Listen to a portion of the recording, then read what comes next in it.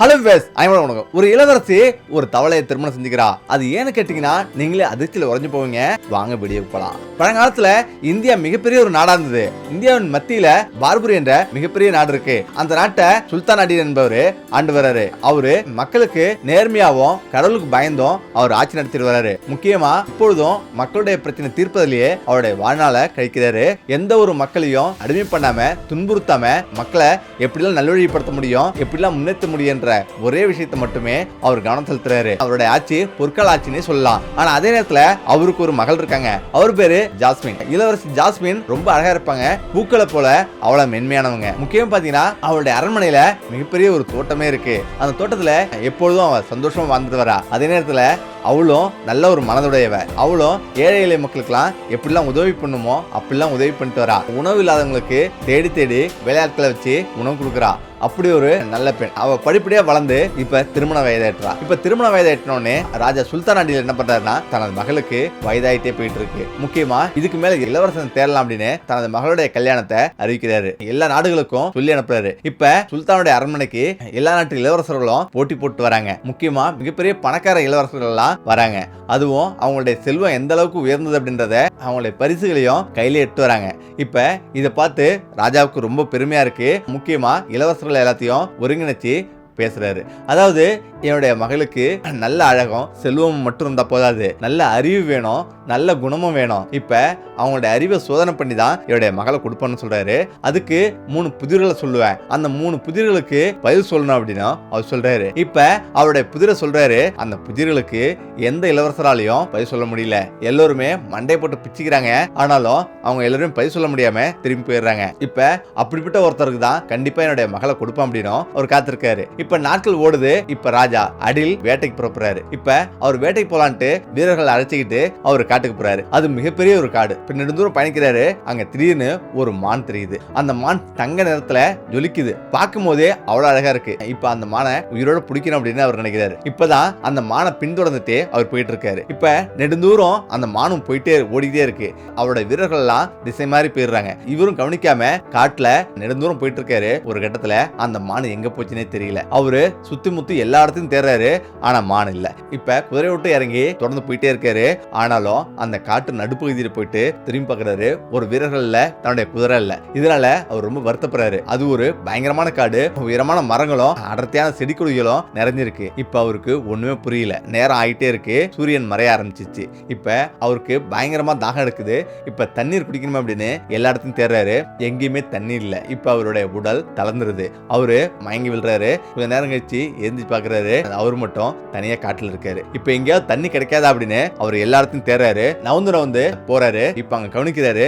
அங்க ஒரு பயங்கரமான ஒளி தெரியுது. அத உத்து கவனிக்கிறாரு. அங்க தண்ணி இருக்குன்றத அவர் புரிஞ்சுக்கிறாரு. இப்ப படிப்படியா கொஞ்சம் கொஞ்சமா நவுந்து அந்த இடத்துக்கு போறாரு. அங்க தெளிவான அழகான ஒரு குளம் இருக்கு. அதை பார்க்கும் போது பால் போல தண்ணீர் இருக்கு. இப்ப அந்த இனிப்பான தண்ணீரை அள்ளி குடிக்கலான்ட்டு அந்த குளத்துல இறங்குறாரு.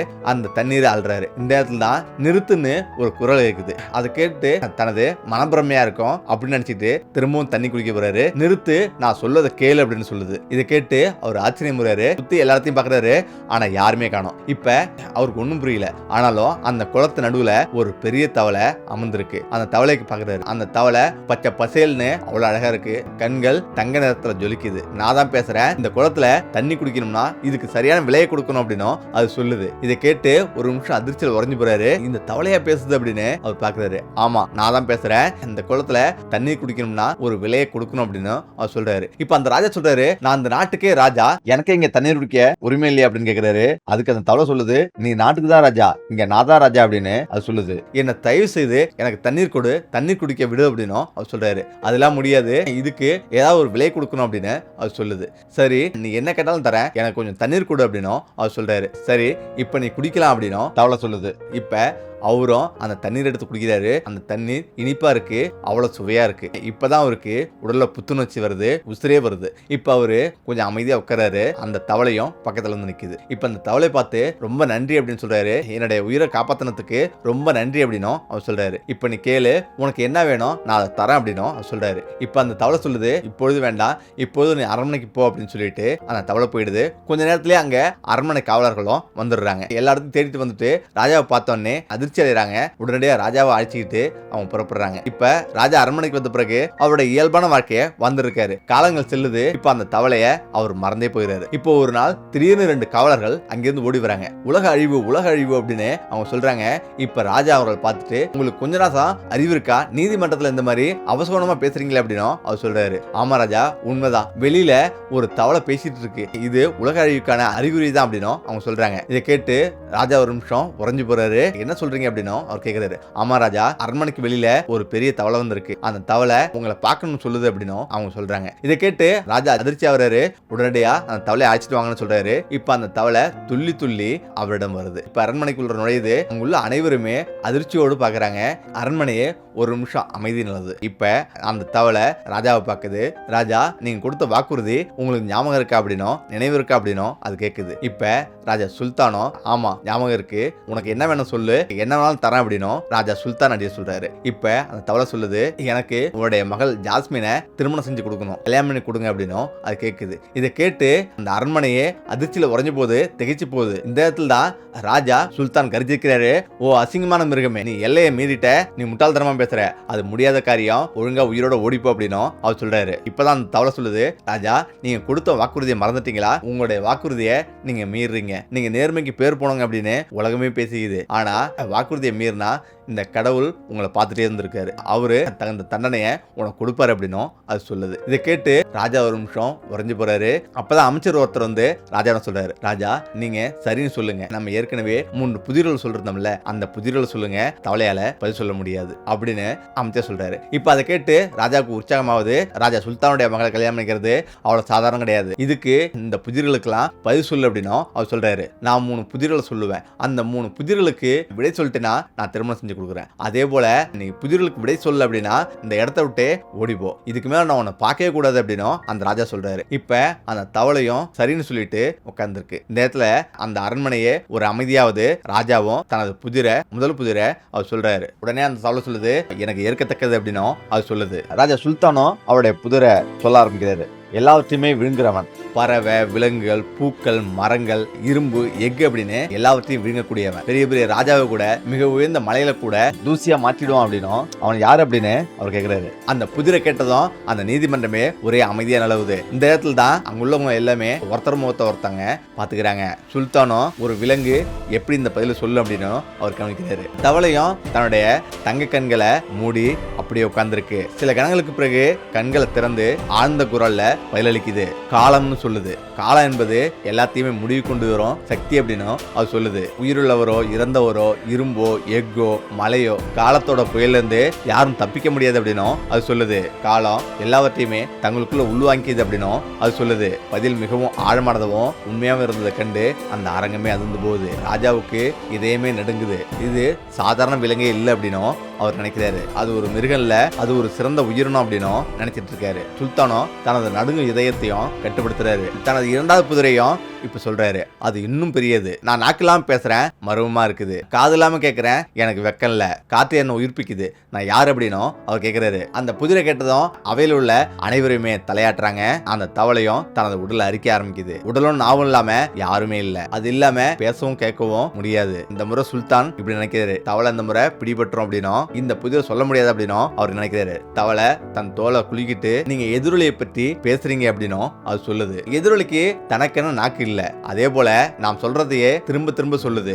ஆனா அவனால வார்த்தைகளை புரிந்து கொள்ள முடியும், ஆனா அதுக்கு உடல் இல்ல. அந்த வார்த்தைகளை அப்படியே நம்ம கொடுத்துறோம். அது ஒரு வெற்றிடத்துல காத்து இருக்கு. அதன் மூலம் அவர் உயிர்ப்போடு கேட்கப்படுறாரு. 2வது பதிலும் முற்றிலும் சரியானது. இப்ப சுல்தானோட நெற்றியில முகம் முழுவதும் வேர்க்குது. நீதிமன்றத்தில் உள்ள அனைவரும் உலகத்தோட எல்லைக்கே போறாங்க. அவங்க தவளைய சாதாரண நினைச்சிருந்தாங்க, அது சாதாரண மிருகம் இல்லை அப்படின்னும் எல்லோருமே உணர்றாங்க. அது ஞானம் மர்மத்தோட புதையல் அப்படின்னும் நினைக்கிறாங்க. சுல்தான் குரல் இப்போது நடுங்கிட்டு இருக்கு. இப்ப சுல்தானும் நடுங்கும் குரலோட 3வது புதிரையும் கேட்கிறாரு. தண்ணீர்ல வளரும் பொருள் எது, அதே போல அது தண்ணீருக்குள்ள திரும்பும் போது இறந்து விடுகிறது. இந்த கடைசி புதிர் ஒரு சிக்கலான புதிர் தான் இது. எல்லோருமே அந்த விசித்திரமான தவளை பார்த்து இருக்கிறாங்க. தவளை ஒரு கணம் குளத்தை பத்தி யோசிக்குது, குளத்து நீரை பத்தி யோசிக்குது. பிறகு சுல்தானோட கண்ணை பார்த்து அது சொல்லுது, உப்பு அப்படின்னு.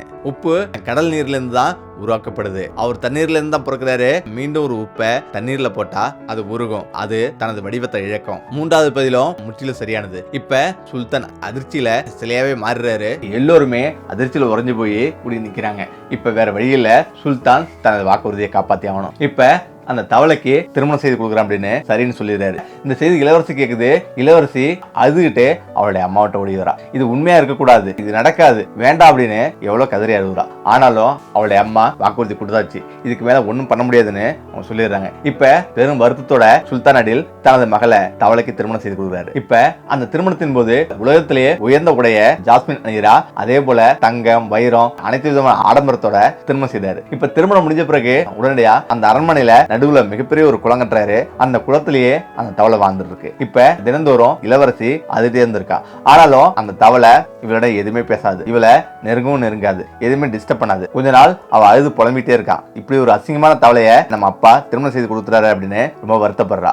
இப்பதான் ஒரு நாள் அந்த தவளை வந்து பேச ஆரம்பிக்குது. இப்படியே எவ்வளவு நாள் அழுதே இருப்ப, ஏழை எளிய மக்களுக்கு எல்லாம் உதவி பண்ணு, திரும்பவும் பழையபடி வா அப்படின்னும் அந்த தவளை சொல்ல ஆரம்பிக்குது. ஆனாலும் உலகத்துல எல்லா மனிதர்களை விட அது விசித்திரமாவும் ரொம்ப வினோதமாவும் ஆழ்ந்த கருத்தோட பேச ஆரம்பிக்குது. இப்படி மனிதர்கள் கூட பேச முடியாது, அந்த அளவுக்கு அறிவோட பேசுது அப்படின்னு அவன் நினைக்கிறான். இப்ப காலங்கள் செல்ல செல்ல கொஞ்சம் கொஞ்சமா அந்த தவளைய ஒரு நண்பனா ஏத்துக்கிறான். ஒரு நண்பர் போல பழக ஆரம்பிக்கிறான். இப்ப அந்த தவளைக்கு உணவு, அதாவது பழம், காய்கறி அப்படின்னு அந்த தவளைக்கு என்னென்ன உணவு தேவைப்படுதோ எல்லாத்தையும் சமைச்சு அந்த தவளைக்கு கொடுக்க ஆரம்பிக்கிறான். இப்ப அந்த தவளையும் சந்தோஷமா வந்துருக்கு. ஆனா திடீர்னு ஒரு நாள் ரொம்ப சோகமா வந்து அமர்ந்திருக்கு. இப்ப இளவரசி ஜாஸ்மினுக்கு ஒண்ணுமே புரியல, ஏன் இப்படி கவலையா இருக்கிற அப்படின்னு அந்த தவளையை தூக்கிட்டு அவ பேசிட்டு இருக்கா. ஆனா அந்த தவளை எதுவுமே சொல்லாம ரொம்ப சோர்ந்து போய் அமைதியா சோகமா வந்து உட்கார்ந்துருக்கு. இதை கண்டு இளவரசி கோபம் வந்துட்டே இருக்கு. காலையில இருந்து இரவு வரலையும் அந்த தவளை எதுவுமே பேசாம இருக்கு, ரொம்ப அமைதியா சோகமா இருக்கு. இப்ப அந்த தவளை தூக்கிட்டு ஏன் இவ்வளவு அமைதியா இருக்க, ஏன் என்ன ரொம்ப துன்புறுத்துற அப்படின்னு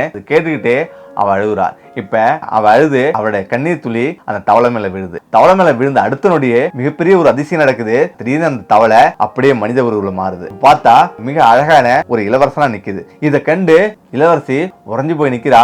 என்ன நடக்குதுன்னு அவளுக்கு ஒண்ணுமே புரியல. இப்ப அவனும், ஆமா இளவரசி, நான் ஒரு இளவரசன் தான், பக்கத்து நாட்டு இளவரசன், அத வச்சக்கண்ணு பார்க்காம பாத்துட்டே இருக்கா. இப்ப சொல்றான், என்னுடைய அப்பா மிகப்பெரிய பணக்கார மன்னர், அவரை எதிர்த்து யாருமே வர முடியாது. அப்பதான் ஒரு மந்திரவாதிக்கு எனக்கும் எப்போதும் போட்டியா இருக்கும். வாக்குவாதம் அதிகரிச்சுட்டே இருந்தது. இந்த இடத்துல தான் அந்த மந்திரவாதி என் மேல பயங்கரமா கோவப்பட்டு ஒரு நாள் சாபம் விட்டான். அதாவது என்ன ஒரு தவளைய மாத்திட்டான். எப்போ ஒரு பெண் ரொம்ப மனம் வருந்தி ரொம்ப அன்போட கண்ணீர் துளி ஒரு மேல படுதோ அப்பதான் நீ ஒரு மனிதனா மாறு அப்படின்னும் அந்த மந்திரவாதி சாபம் கொடுத்தான். அது தற்போது நிறைவேறிச்சு அப்படின்னும் அவன் ரொம்ப சந்தோஷப்படுறான். இப்ப அவளும் ரொம்ப சந்தோஷமா வரா. ஏன்னா உண்மையா வருந்தி அவ கண்ணீர் சிந்தனத்தால் தான், அதனாலதான் அவன் மனிதனா மாறினான். இப்ப இந்த செய்தி சுல்தான் அடிலுக்கும் இந்த செய்தி போகுது. இப்ப சுல்தான் ரொம்ப சந்தோஷமா வர்றாரு. அனைத்து நாடுகளும் வியக்கிற மாதிரி மிகப்பெரிய அளவுல தனது மகளுக்கு கல்யாணம் பண்ணி கொடுக்குறாரு. அந்த நாட்டு மக்கள் எல்லோருமே திருவிழா போல கொண்டாடுறாங்க. ரெண்டு மிகப்பெரிய நாடு ஒண்ணு சேருது. இப்ப அனைவருமே சந்தோஷமா இருக்காங்க. ஓகே, இந்த விட பேசுகிறேன். மீண்டும் அடுத்த சந்திப்போம். நன்றி, வணக்கம்.